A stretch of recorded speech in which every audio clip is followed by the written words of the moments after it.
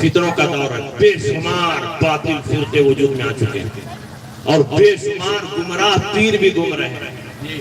جان لیجئے اگر پیروں کی جان پرکھ نہیں آپ نے کی تو آپ گمراہ ہو جائیں گے۔ اس لیے پیر کو چیک کرنا اس دور میں بہت ضروری ہے۔ 4 باتوں کو چیک کرنے کے بعد ہی آپ مرید ہو سکتے ہیں۔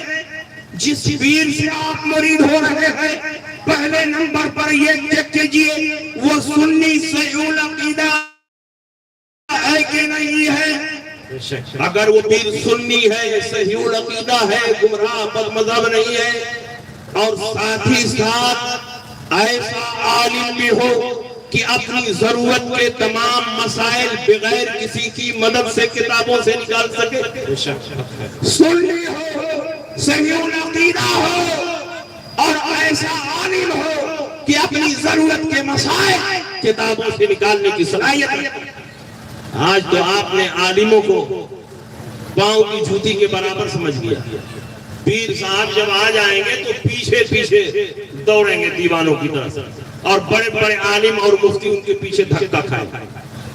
سن لو، پیر کے لیے سننی صحیح العقیدہ ہونا ضروری ہے اور عالم ہونا ضروری ہے، اور کسی جامع شرائع پیر سے اس کو اجازت و خلافت ہونا ضروری ہے، اور چوتھی شرط یہ ہے کہ اس کا سلسلہ رسول پاک سے متصل ہونا ضروری ہے۔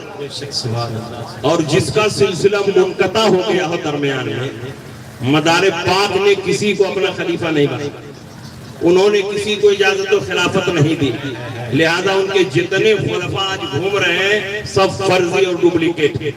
جب انہوں نے کسی کو اجازت و خلافت نہیں دی تو ان کا سلسلہ منقطع ہو گیا، اور پیری مریدی کے شرائط میں سے ایک بنیادی شرط یہ بھی ہے کہ سبع سنابل شریف میں لکھا ہوا ہے کہ اس کا سلسلہ رسول پاک سے متصل ہو۔ اگر درمیان میں انقطاع ہے تو اس کا سلسلہ متصل نہیں، اس لیے آپ اس سے مرید نہیں ہو سکتے۔ یہی بات اعلیٰ حضرت نے فتاوی رضویہ میں لکھ دی تو سارے مداری اعلیٰ حضرت کے خلاف رہا۔ ارے اعلیٰ حضرت نے کوئی اپنے گھر سے لکھی ہے؟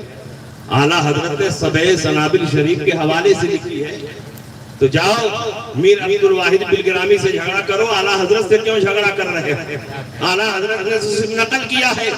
اس لیے آج کے دور میں اعلیٰ حضرت امام احمد رضا کے مسلک پر مضبوطی سے قائم ہونا ہر فرض سے بڑھ کر فرض ہے۔ بے شک سبحان اللہ۔ اور مسلک اعلیٰ حضرت کوئی نیا مسلک نہیں، صحابہ کے مسلک کا نام مسلک اعلیٰ حضرت ہے، تابعین کے مسلک کا نام مسلک اعلیٰ حضرت ہے، غوث و خواجہ کے مسلک کا نام مسلک اعلیٰ حضرت ہے۔ امام اعظم ابو حنیفہ نے جن عقائد و نظریات کو دنیا کے سامنے پیش فرمایا تھا اسی کے مجموعے کا نام مسلک اعلیٰ حضرت ہے۔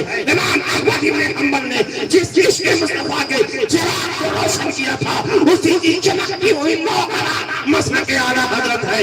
امام مالک نے محبت رسول کی جو سوغات تقسیم کی تھی اسی کے مجموعے کا نام مسلک اعلیٰ حضرت ہے۔ نعرہ تکبیر، بہترین انداز میں جواب دے، نعرہ رسالت، مسلک اعلیٰ حضرت، مسلک اعلیٰ حضرت، فیضان حضور اعلیٰ حضرت، فیضان حضور تاج الشریعہ، علماء اہل سنت، علامہ مفتی شمشاد احمد صاحب اسماعیل۔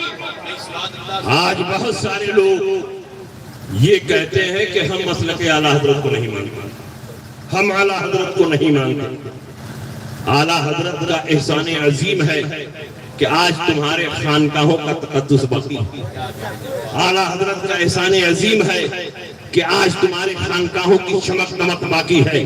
جس دور میں وہابیت، دیوبندیت، قادیانیت، نیچریت، شمانیت، سلیمانیت، ندویت اور یہ تمام باطل فرقے تمہارے دین و ایمان پر حملہ کر رہے تھے، بڑی بڑی خانقاہیں تھی، بڑے بڑے مشائخ تھے، بڑے بڑے پیران طریقت تھے، لیکن کسی کو میدان عمل میں آنے کی ضرورت نہیں ہوئی۔ مسلمانوں کے دین و ایمان کی حفاظت کے لیے اگر کوئی شخصیت آگے بڑھتی ہے تو وہ کوئی اور نہیں، بریلی کا پٹھان اعلیٰ حضرت امام محمد رضا ہے جس نے آگے بڑھ کر مسلمانوں کے دین و ایمان کی